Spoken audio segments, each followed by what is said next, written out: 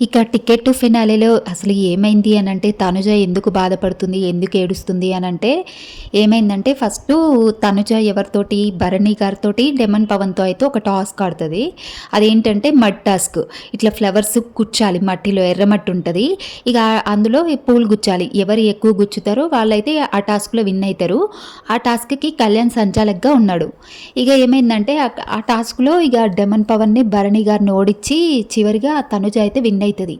ఇంకా విన్ అయితది. చాలా హ్యాపీగా ఫీల్ అయితది. ఎందుకంటే టికెట్ ఫైనల్‌లోకి వెళ్ళిపోయానేనన్నట్టు చాలా ఫీల్ అయిపోతది.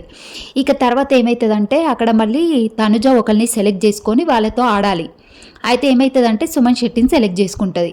ఎందుకంటే సుమన్ శెట్టితో అయితే నేను ఈజీగా గెలవగలుగుతా అని చెప్పేసి తనుజ ఆలోచించి సుమన్ శెట్టిని సెలెక్ట్ చేసుకుంటది. ఇక వీళ్ళిద్దరికైతే ఒక టాస్క్ పెడతారు బిగ్ బాస్. ఈ టాస్క్‌లో ఏమైందంటే అసలు రివర్స్ అయిపోయింది.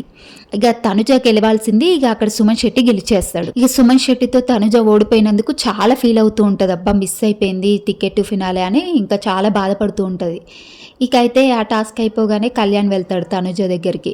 వెళ్ళి ఫీల్ అవ్వకు తనుజ, నువ్వు ఆ టాస్క్ పవన్ తోటి భరణి గారితో గెలిచావు చూడు, చాలా బాగా ఆడావు, మంచిగా ఆడినావు, నువ్వు ఏం ఫీల్ అవ్వకు, టికెట్ టు ఫినాలే రాలేదని నువ్వు ఫీల్ అవ్వకు, ఏం కాదు, చాలా అంటే చాలా బాగా ఆడినావు, చాలా టఫ్ ఫైట్ ఇచ్చినావు కాబట్టి నువ్వు ఫీల్ అవ్వకు, ఏం కాదు, నువ్వు తప్పకుండా టాప్ 5లోనే ఉంటావు, నువ్వు ఏడవకు, ఫీల్ అవ్వకు అని చెప్పేసి కళ్యాణ్ అయితే అక్కడ తనుజని ఓదారుస్తూ ఉంటాడు.